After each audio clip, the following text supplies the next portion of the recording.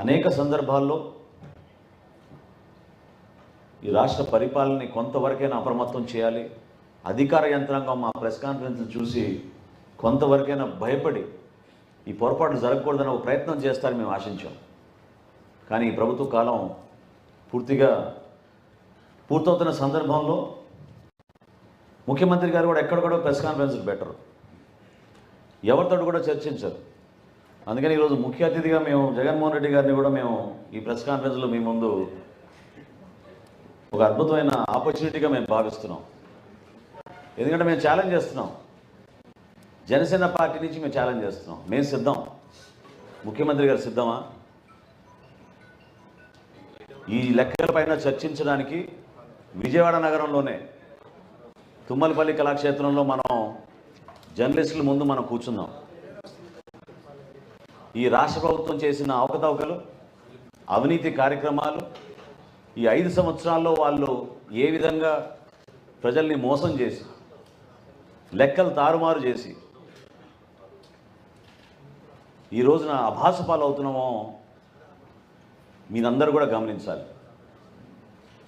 Asian infrastructure investment bank మన రాష్ట్ర ప్రభుత్వాన్ని బ్లాక్ లిస్ట్ చేసింది. బ్రిక్స్ బ్యాంక్ మన రాష్ట్ర ప్రభుత్వాన్ని బ్లాక్ లిస్ట్ చేసింది. వీళ్ళు వ్యవహరిస్తున్న తీరు, వీళ్ళు ముఖ్యమంత్రి గారి ఆధ్వర్యంలో జరుగుతున్న ఈ పరిపాలన రాష్ట్ర ప్రజలకి సమాధానం చెప్పాలి, ఒక చర్చకు రావాలి. మేము ఆహ్వానిస్తున్నాం. సంస్కారంతో, మర్యాదతోటి జగన్మోహన్ రెడ్డి గారిని మేము ఆహ్వానిస్తున్నాం. ఒక చక్కటి వేదిక ఏర్పాటు చేసుకుందాం, రండి మాట్లాడదాం. ఇది రాష్ట్ర భవిష్యత్తు గురించి మేము మాట్లాడుతున్నాం. రాష్ట్ర ప్రయోజనాల కోసం, రాష్ట్ర ప్రజల కోసం మనం చర్చించుకుందాం.